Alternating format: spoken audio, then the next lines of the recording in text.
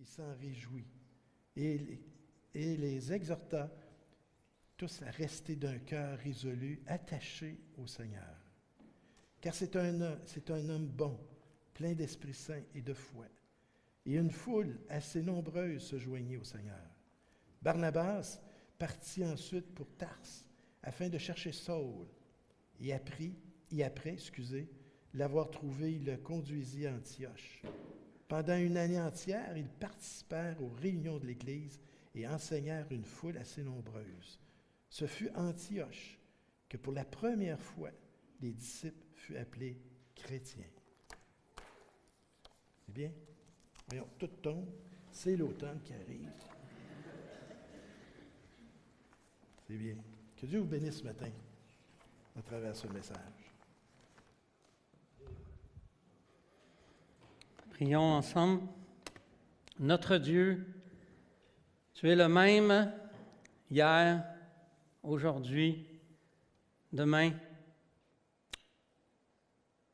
Tu es le maître de l'histoire au sein de toute cette humanité.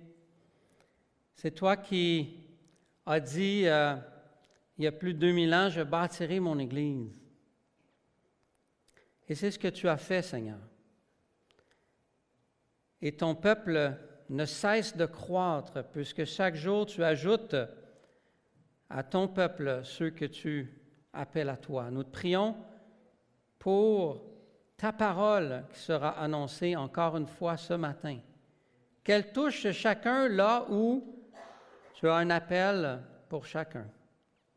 On te prie parce que c'est toi, Dieu, qui est Saint-Esprit et qui parle à nos cœurs. On t'en prie à cause de ton bien-aimé, Fils Jésus-Christ. Amen. Lorsque Luc commence son récit des Actes, il dit que la parole va être annoncée à Jérusalem, à Samarie et jusqu'aux extrémités de la terre. Alors, dans Acte 2, il y a cet événement qu'on appelle la Pentecôte qui démontre le début de cette Église, de ce mouvement à Jérusalem. On voit bien sa description que Luc nous en fait. Au chapitre 8, il y a une forme plus petite échelle, mais une forme de deuxième Pentecôte où on voit que les clés du royaume sont ouvertes maintenant pour la Samarie. Ensuite, dans Actes 10 et 11, Pierre est interpellé par Dieu et on lui demande d'aller prêcher au-delà de Samarie même, et il rencontre Corneille, un Romain, un citoyen romain. Et là, il y a encore là une forme de troisième Pentecôte, si on veut, en petit, où là, l'ouverture se fait bien au-delà et les gens commencent tout doucement à comprendre qu'on est en train de transitionner d'une ancienne alliance qui concernait le peuple juif principalement à une expansion du royaume de Dieu chez les Grecs, les Romains et jusqu'aux extrémités de la terre. À la fin de ce récit, comme Marc-André nous a lu, ceux qui avaient été dispersés par la persécution, un peu arrivés avant, c'était aller dans toutes les directions, toutes les villes, dont Antioche. Et encore là, quand les gens étaient à Antioche, ils annonçaient encore l'Évangile aux Juifs. Et là, certains d'entre eux, les petits spécials de la gang, des hommes de Chypre et de Cyrène, s'adressèrent aussi aux Grecs en leur annonçant la bonne nouvelle du Seigneur Jésus. La main du Seigneur est avec eux, un grand nombre de personnes crurent. C'est le début de l'Église d'Antioche, dans sa forme qui va grandir. On va voir dans les passages un peu plus loin. Un point tel que les apôtres qui étaient encore principalement à Jérusalem envoient Barnabas aller s'enquérir de ce qui se passe là-bas et ils découvrent plein de nouveaux croyants à former et à en faire des disciples de Jésus-Christ.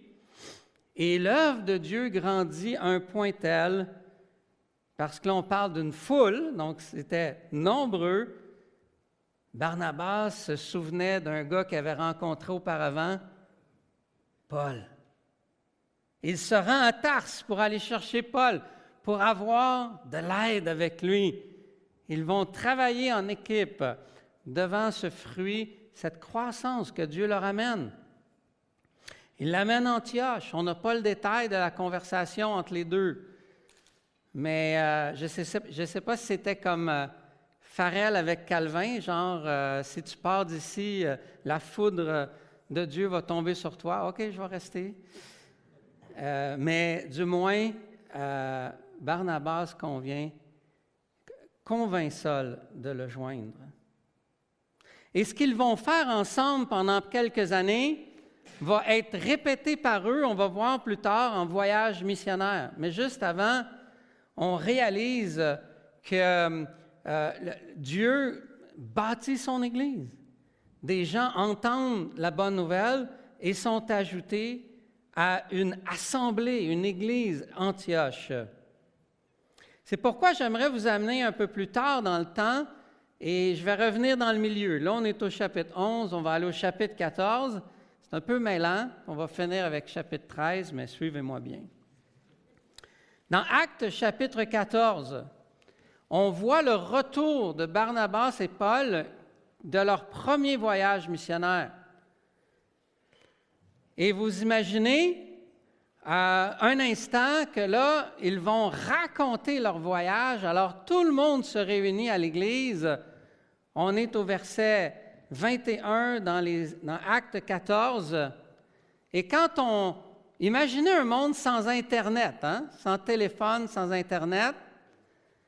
Et là, Corentin et Andrés, par exemple, sont partis depuis 1 an faire un voyage missionnaire. Et ils reviennent ici, à Rock Forest, d'où ils sont partis pour raconter ce qui est arrivé pendant 1 an. Vous imaginez l'ambiance. Il n'y a pas rien technologique pour nous permettre de savoir ce qui s'est passé. Et Luc ils ont sûrement parlé des heures, mais Luc va, dans sa synthèse comme auteur, nous donner l'essentiel. Il dit ceci: « Quand ils eurent évangélisé cette ville et fait un certain nombre de disciples, ils retournèrent à Lystre, à Icône, des villes où ils avaient implanté, et de retour à Antioche, fortifiant l'Église, l'esprit des disciples, les exhortant à persévérer dans la foi et disant que c'est par beaucoup de tribulations qu'il nous faut entrer dans le royaume de Dieu. Ils firent nommer des anciens dans chaque Église, et après avoir prié et jeûné, ils les recommandèrent au Seigneur en qui ils avaient cru. Traversant ensuite la Pisidie, la Pamphylie, ils annoncèrent la parole à Perge et ensuite à Thalie. De là, ils s'embarquèrent pour Antioche, d'où ils avaient été recommandés à la grâce de Dieu pour l'œuvre qu'ils venaient d'accomplir. Après leur arrivée, ils convoquèrent l'Église et ils racontèrent tout ce que Dieu avait fait avec eux et comment il avait ouvert la porte aux nations. Comment il avait ouvert aux nations la porte de la foi. Et ils demeurèrent assez longtemps avec les disciples. Ce que Luc nous raconte, c'est cette stratégie missionnaire des 2 missionnaires envoyés, Paul et Barnabas, quand ils eurent évangélisé cette ville et fait un certain nombre de disciples. Et on sent que c'est ce qu'ils ont répété dans chacune de ces villes. C'était leur ADN, c'était leur base, c'était leur façon de fonctionner. On peut avoir une assemblée le dimanche et avoir très peu de disciples-là, vous le savez. On peut accumuler beaucoup d'informations bibliques, mais ne pas être en mouvement missionnaire, de se reproduire, de déposer dans l'autre. C'est un peu comme un linge à vaisselle. Vous savez, un linge à vaisselle tout mouillé dans le coin d'un lavabo, là, tu sais? Il a accumulé beaucoup d'eau. Mais s'il n'a pas été essoré comme il faut et séché, là, tu revives. Moi, je ne trouve pas ça agréable. Tu sais, tu as le tapon dans le fond, là, tout mouillé. Tu sais, on sait que ça accumule des microbes et des bactéries, ces choses-là. Là. C'est bien de recevoir, mais si on n'est pas essoré pour redonner, ça crée des milieux malsains plutôt que de donner un renouvellement pour s'en resservir après, et ainsi de suite. Ce culte-ci, cette assemblée, cette célébration qu'on pourrait dire pour donner tout l'honneur à Dieu dans nos vies, de rendre Dieu célèbre, hein? Une célébration, et de pouvoir y trouver tout le fruit de l'Évangile, se rappeler la bonne nouvelle de Jésus à chaque semaine est excellent, et c'est un rythme sain que l'on voit dans l'Église primitive depuis le début. Mais ça nous rend conscients aussi que c'est dans le but de pouvoir déverser, de revivre cette vie avec d'autres dans le quotidien de notre semaine, ensemble en disciples et en train aussi d'annoncer cette bonne nouvelle. Tu sais, il y a quelques gars qui sont allés vers les Grecs. C'était nouveau, c'était inhabituel, il n'y avait pas d'historique vraiment de ça. Et je crois que Dieu, avec son esprit, c'est comme ça qu'il nous utilise. Il va nous faire aller vers des chemins qui n'étaient pas là avant, dans les gens qu'on rencontre, dans les circonstances de nos vies. Et ce que j'aimerais, c'est que BES, vous ayez cette même espèce de... Ça dit, le Seigneur est avec eux. Donc, cette espèce de prière que le Saint-Esprit vous donne dans votre quotidien pour avoir cette même culture. Je ne crois pas que ça dit ici que ces gars-là qui sont mis à parler aux Grecs, sont allés chercher le programme un tel, avec la méthodologie Y qu'ils ont appliquée. Hein. Ce n'est pas tant une notion de programme ou de structure, bien que ce sont des outils extraordinaires qui peuvent nous équiper, nous former. C'était d'abord et avant tout une culture d'être à l'écoute. Dernièrement, je lisais l'histoire d'un homme que je connais qui est aumônier, et il était auprès d'une personne âgée qui était peintre. Une femme, elle peignait des toiles très belles, mais lui, ce n'est pas nécessairement un amateur d'art, puis il voulait l'encourager, il va peut-être acheter une toile, mais qu'est-ce que je vais faire avec ça, tu sais? Là, il va visiter une autre personne dans la même semaine, et là, il découvre que cette personne-là vit de l'isolement, elle est toute seule, personne âgée. Fait que ce qu'il fait, c'est qu'il va voir la peintre et il dit, je vais t'acheter une toile, je veux la donner à une madame qui n'a peut-être jamais eu de cadeau dans les 10 dernières années. Bien, la femme est touchée et elle dit, je ne vais pas te la vendre, je vais te la donner. Oh, ouais. Il part avec la toile, il va la donner, et le moment où il donne le cadeau, la personne pleure. Il dit, ça fait des années, je ne me souviens pas, dans ma vie, la dernière fois, j'ai eu un cadeau. Et là, il a pu parler du plus beau des cadeaux. Hein? Et là, il est revenu dire ça à la femme, l'expérience qu'il a vécue, de donner la toile et ce que ça l'a provoqué. Et là, la femme peintre a dit, je vais te faire toutes les toiles que tu as besoin pour toutes les personnes que tu rencontres qui n'ont pas eu de cadeau. Et là, il est parti une toile de relation et d'occasion de vivre et d'annoncer et de faire des disciples à travers ça. Ça a été, au début, ça a été une « Hey, je vais faire un cadeau ». Ça a commencé comme ça. Que Dieu multiplie ces occasions ici. Ma femme, pendant la COVID, une nuit, elle s'est éveillée, puis elle réalise qu'à la résidence où elle travaille, il y a un lieu pour faire une messe, et là, c'est cancellé à cause de la COVID. Vous vous souvenez des détails de ça? Vous ne devriez pas avoir oublié. Et là, l'Esprit Saint lui dit, tu vas faire une vidéo où tu vas lire la parole et tu vas prier pour les gens qui sont obligés de rester dans leur chambre. Avec crainte tremblement, elle va voir sa patronne, elle lui propose ça. Elle dit, oui, c'est une bonne idée. Alors, elle a enregistré des vidéos avec la technologie qu'on avait. et ça l'a passé dans la télé des résidents. Tous les résidents, ça passe pendant une semaine en boucle, tous les résidents viennent la voir et commencent à ouvrir leur cœur. Et là, des occasions nombreuses commencent à s'ouvrir. Dont une dame qui avait vécu, elle avait 90 ans, elle a vécu un abus sexuel. Enfant, elle n'avait jamais parlé à personne. Elle s'est ouverte à Nathalie. Nathalie, en pleurant, parlait du pardon de Dieu. C'était incroyable. Des scènes comme ça qui s'additionnent semaine après semaine. Et c'est encore aujourd'hui, sans COVID, il y a une étude biblique qui est faite dans la résidence avec grande permission, un article spirituel dans la revue à chaque mois, et ça continue.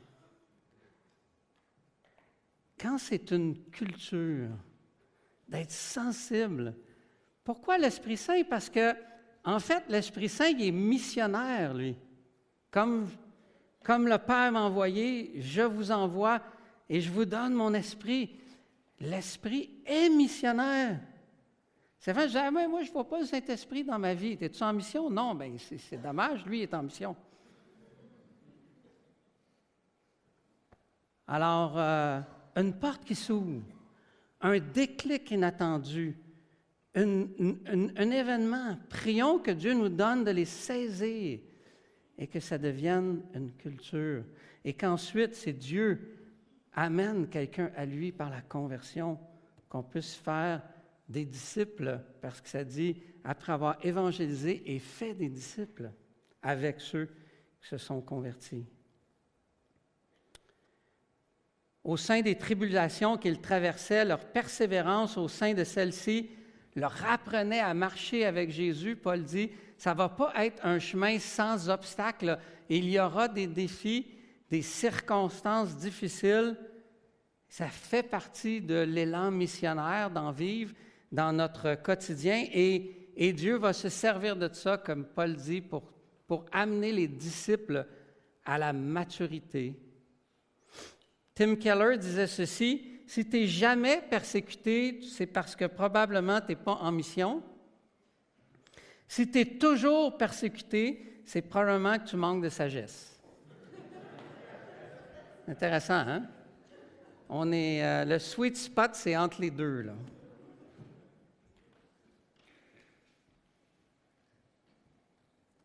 Cette Église-ci, ses anciens et vous, ses membres, avez choisi que ce n'était pas la fin et il fallait faire des gestes courageux. Dieu vous donne de nouveaux ouvriers qui s'ajoutent et je prie qu'avec ça, vous puissiez, si elle est déjà là, l'affermir, avoir une culture de saisir les opportunités et que Dieu vous fasse voir de nouveau de grandes et belles choses. La deuxième chose que Paul nous dit dans Actes 14, après avoir évangélé et fait des disciples, ils firent nommer des anciens dans chaque Église. Après avoir prié et jeûné, ils les recommandèrent au Seigneur. Une fois l'évangélisation, le discipulat comme une culture dans le noyau missionnaire que Paul laissait derrière lui, il mettait en place un processus pour que des anciens soient nommés. Tâche à laquelle l'Église d'Antioche va se dédier, parce qu'on va voir bientôt au chapitre 13 le fruit de ça. Et le but d'une Église qui va être à l'imitation de cette fruit de croissance que Dieu donne à Antioche, c'est de les identifier, de les recruter, de les accompagner et de les établir. Et ce travail-là se fait à l'intérieur même de l'Église d'Antioche. À l'intérieur même de l'Église. Les leaders déjà là sont en train d'équiper d'autres et de former des gens selon leurs dons et en vue de certains vont rester, d'autres vont être envoyés. Et qu'on puisse voir de nouveau une pépinière au sein de EBES.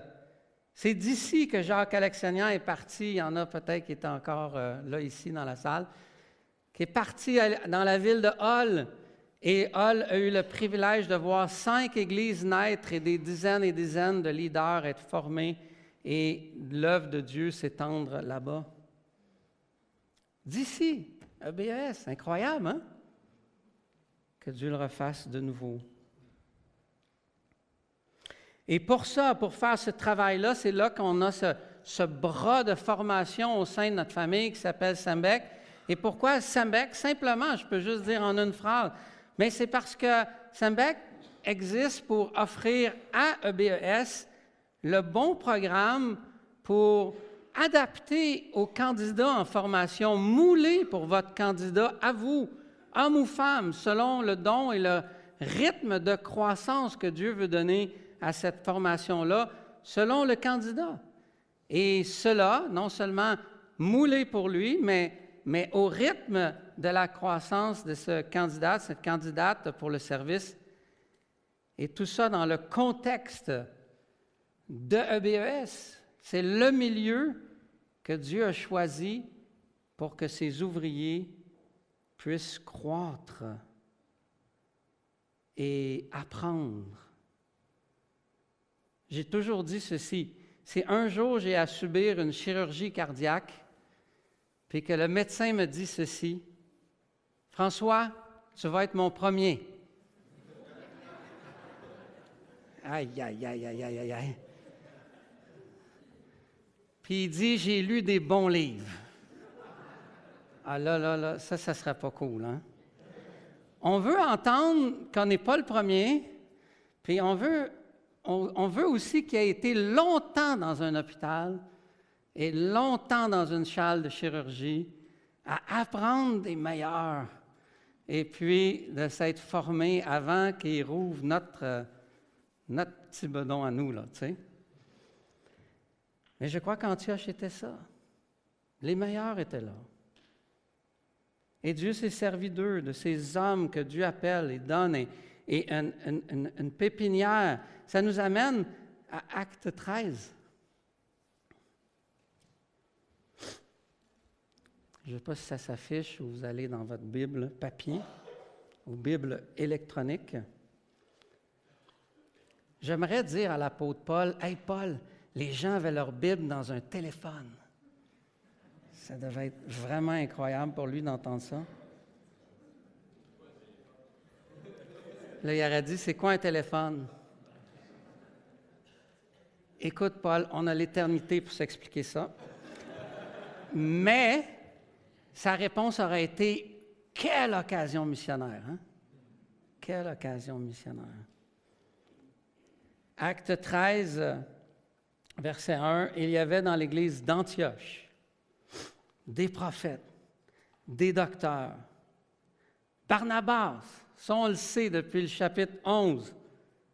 Oups! Siméon, appelé Niger. » C'était tout le temps mêlant dans ce temps-là. Hein? Il y avait 2, 3 noms pour la même personne. Siméon, Lucius, de où? De Cyrène. Acte 11, quelques gars venus de Cyrène se sont mis à parler à des Grecs.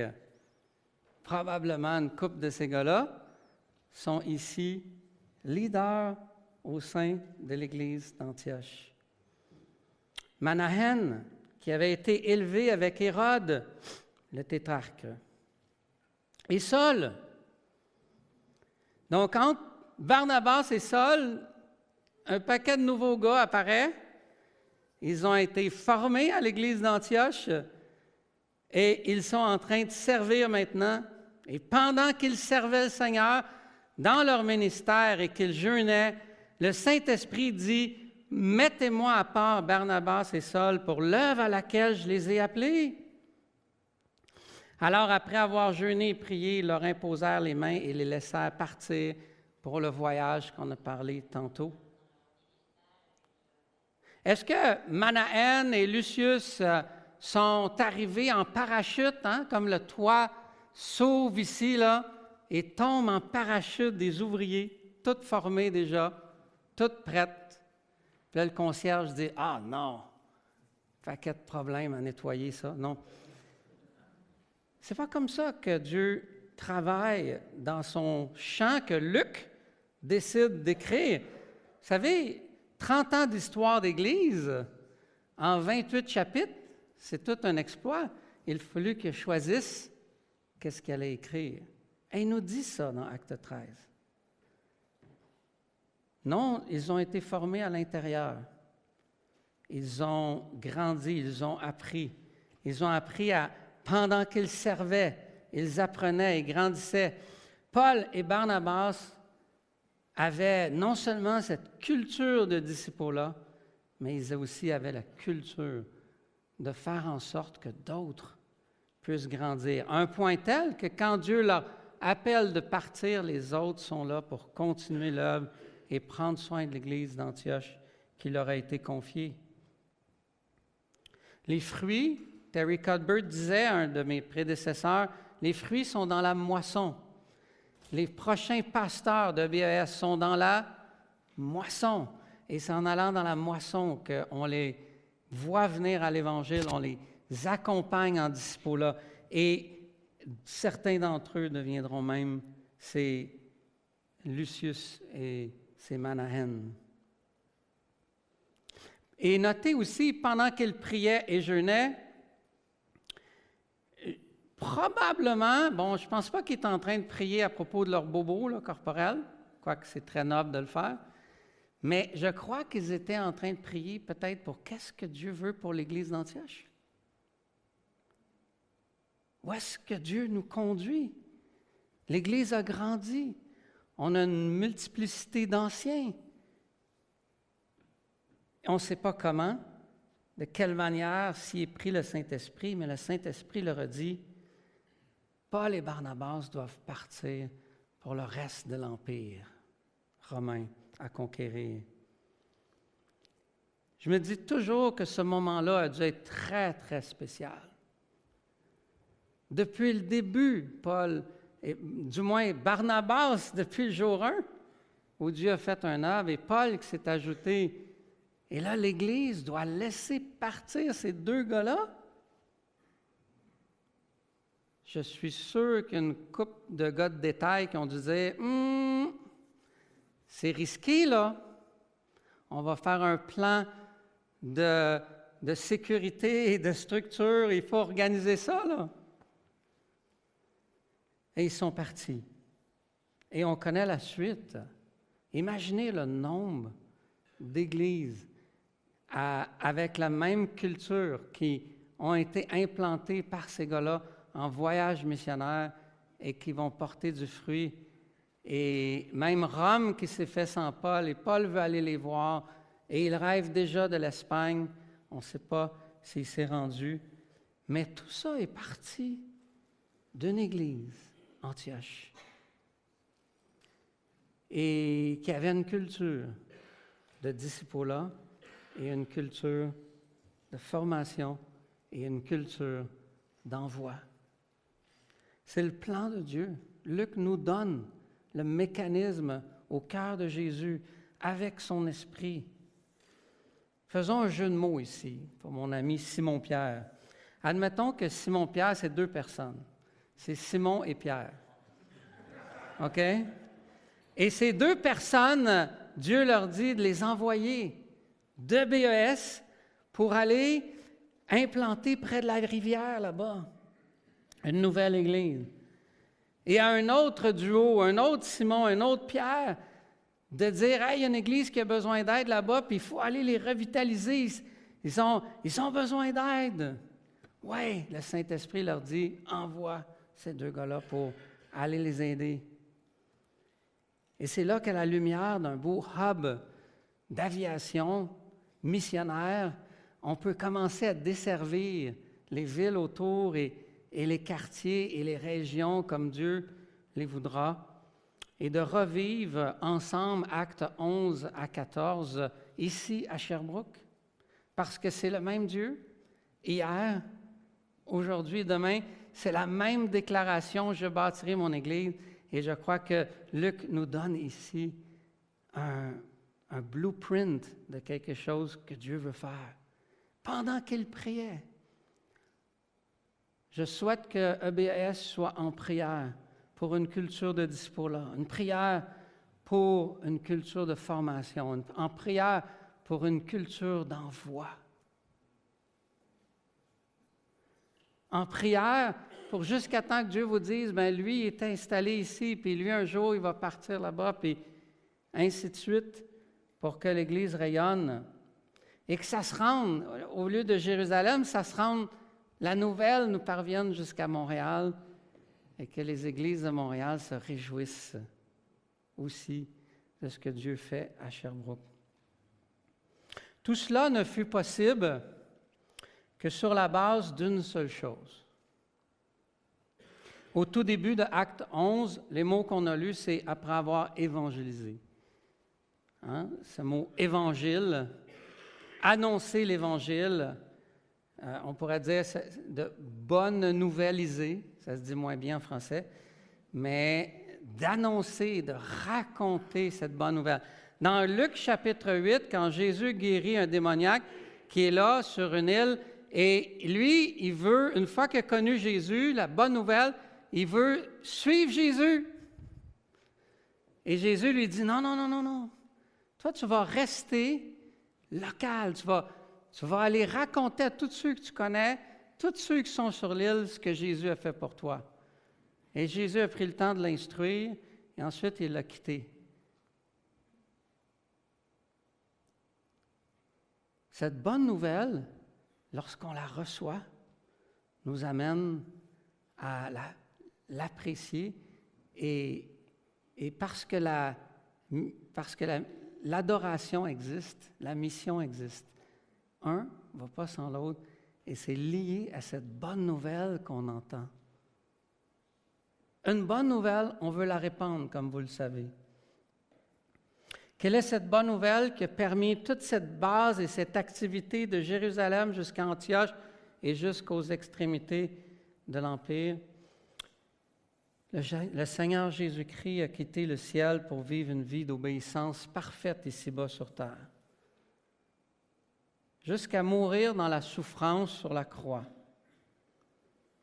En donnant sa vie pour moi et toi, pour qu'on puisse vivre, qu'on puisse confesser nos fautes, goûter à la repentance et recevoir la justice parfaite de Dieu à la place. Une justice à 100%. Pas à 92, à 100%. Et dès maintenant, cette justice est appliquée à nous à 100% et nous donne une espérance glorieuse. À vous qui connaissez l'Évangile ici, je peux vous dire que demain matin, 9 heures, peu importe là où vous êtes, vous savez quoi? Vous êtes juste. Vous êtes revêtus dans une nouvelle identité de la justice parfaite de Christ. Et l'ennemi va essayer de vous faire revoir vous-même à la lumière de vos gaffes d'hier. Mais l'Esprit Saint veut vous faire contempler ce que vous êtes déjà. La loi ne peut plus vous condamner. Rien de ce monde ne peut plus vous condamner. Vous êtes une nouvelle personne, unie, la Bible dit, un avec Jésus-Christ. Tellement un que je suis revêtu à 100% de sa justice. Je ne suis pas juste déclaré juste, je suis revêtu. Je suis un avec la justice de Christ. Et j'ai une espérance glorieuse. Je dis tout le temps ceci. Lorsqu'on a reçu la bonne nouvelle, pour certains, ça fait 60 ans, 50 ans, 40 ans, 6 mois. C'est comme une belle illustration, je trouve, c'est celle de la mascotte. Quand on va à Walt Disney et qu'on est là en famille et qu'on voit une espèce de géante mascotte d'un personnage, quand moi je suis allé à Disney, c'était Monster Inc. En bleu, là, bleu-vert. Là. Et là, la tentation, là, c'est de quoi? c'est de les serrer d'amour, tu sais. C'est pas d'accord? Et les enfants, en tout cas, peut-être pas toi, mais les enfants, là, ils veulent... Mais même les adultes, on les voit. Hein? Ouh, ma femme me dit, attends une minute, moi aussi. Mais à l'intérieur de la mascotte, il y a une personne. Puis cette personne-là, elle reçoit tout cet amour-là. Pourquoi? Parce qu'elle est revêtue d'un personnage. Si c'était la même personne, sans le costume qui marche dans le parc, on ne l'aurait même pas noté. En Jésus-Christ, en union avec le Christ, vous avez été revêtus de Jésus-Christ. Et le Père, chaque matin, se lève et veut faire une étreinte avec vous parce que vous êtes précieux, vous êtes juste, vous êtes à la même image que son Fils Jésus. Amen? Cette bonne nouvelle-là, quand les gens d'Antioche l'ont entendu, ils priaient pour le Saint-Esprit pour aller le révéler à quelqu'un d'autre. Et en quoi c'est pertinent aujourd'hui? Les gens aujourd'hui sont en quête d'identité. Ils recherchent une identité. Ils suent et travaillent pour obtenir une identité.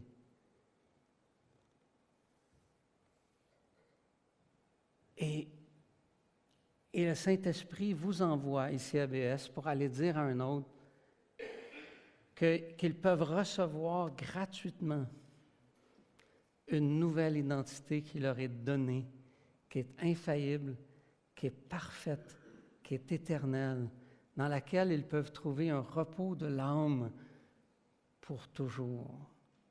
Est-ce qu'on veut aller partager cette bonne nouvelle-là? Et qu'à partir d'ici, je souhaite qu'un jour, ça soit plein ici, qu'il y ait 2 cultes, 3 cultes, 4 cultes, et que d'autres églises puissent être revitalisées et d'autres puissent être démarrées et qu'on voit l'œuvre de Dieu. Et notre Dieu est assez grand pour le faire. Et je sais que vous avez passé peut-être par des temps difficiles et certains d'entre vous ont cessé de croire. Jésus veut encore bâtir son Église aujourd'hui. Merci à tous ceux qui auront persévéré pour que cette Église existe encore aujourd'hui et qu'on voit le germe à nouveau pousser et de voir quelque chose de grand être fait. Et nous sommes toute une équipe qui va être derrière vous et de donner toutes les ressources nécessaires, monétaires et humaines, pour qu'on puisse revoir une église d'Antioche dans la région de Sherbrooke ou une autre église, s'il y en a déjà une, Antioche, dans la région de Sherbrooke. Prions.